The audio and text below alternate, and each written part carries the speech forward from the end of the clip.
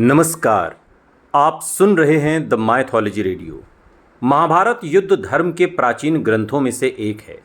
महाभारत में कौरवों और पांडवों के मध्य का ही युद्ध नहीं बल्कि धर्म और अधर्म के बीच की नीति को दर्शाता है। आप में से बहुत से लोग ये तो जानते ही होंगे कि महाभारत महर्षि वेदव्यास जी द्वारा रचित थी और इसका लेखन स्वयं भगवान श्री गणेश ने किया था। लेकिन क्या आप ये जानते हैं कि महाभारत का असली नाम क्या है? क्या आपको ये पता है कि महाभारत को पहले किन किन नामों से जाना जाता था? अगर नहीं तो चलिए ज्योतिषाचार्य राधाकांत वत्स द्वारा दी गई जानकारी के आधार पर हम आपको महाभारत के नाम का रहस्य बताते हैं।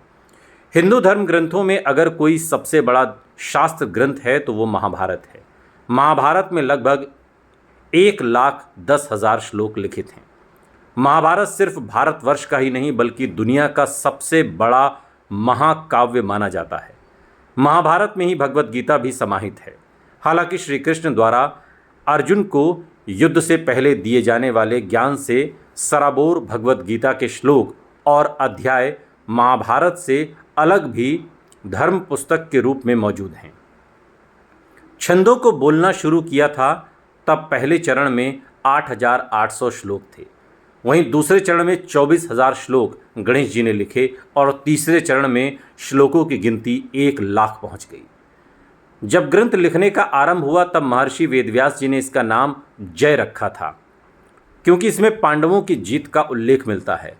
फिर बाद में वेदव्यास जी ने इसका नाम विजय रखा क्योंकि धर्म की जीत के बारे में वर्णित है।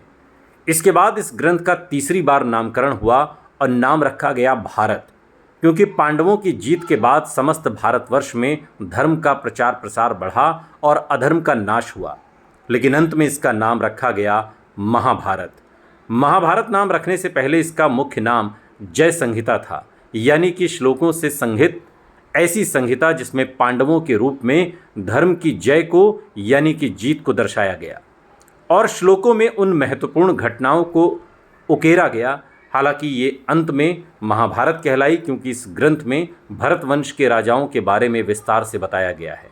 दूसरा, युद्ध के पश्चात एक महान भारतवर्ष की स्थापना हुई और तीसरा, इस ग्रंथ का भार बहुत अधिक था।